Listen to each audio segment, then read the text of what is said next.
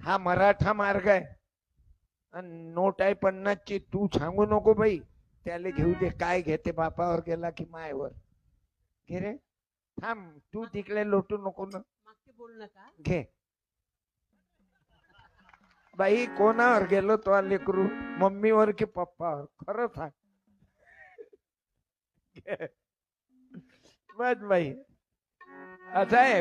पाहिलं बाबासाहेब ज्योतिबा, हे तुमची ताकद आहे. नाही तर बायाईले समोरी बसू देत नव्हते.